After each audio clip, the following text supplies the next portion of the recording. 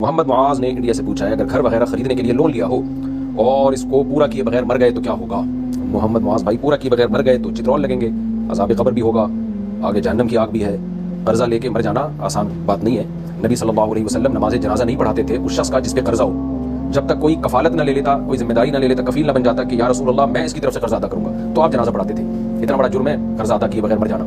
اسی طرح نبی صلی اللہ علیہ وسلم کی صحیح حدیث ہے کہ شہید کا ہر گناہ اللہ معاف کر دیتے ہیں الا الدین، سوائے قرض کے، تو اس لیے قرض ادا کر دیں۔ باقی اگر کوئی واقعی میں بیچارہ قدرت کی طرف سے حادثہ ہوا اور اچانک مفلس ہو گیا، غریب ہو گیا، اس کے پاس ادا کرنے کی طاقت ہی نہ رہی، اس نے پوری کوشش کی تھی لیکن قدرتی حادثہ بھی ہو جاتا ہے نا، ڈاکو آ گئے، آگ لگ گئی گھر میں، سارا پیسہ جل گیا، تو پھر ایسی صورت میں بھی گھر بیچ کے قرض ادا کریں۔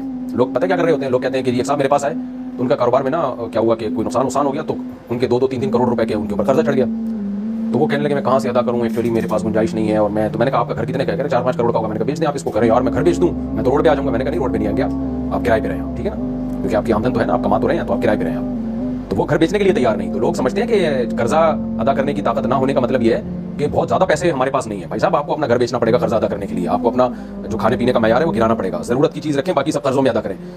اور اتنا پیسہ ختم ہو گیا کہ کرائے کے گھر پہ بھی نہیں رہ سکتے آپ، اور جو ہے وہ کھانے پینے سے بھی گئے، تو پھر شریعت کہتی ہے بھائی آپ کھانا پینا رکھیں جاری، اور پھر اگر مر گئے تو اللہ معاف کرنے والا ہے، پھر بھی آپ کو حتی الامکان ادا کرنے کی کوشش پھر بھی ضروری ہے۔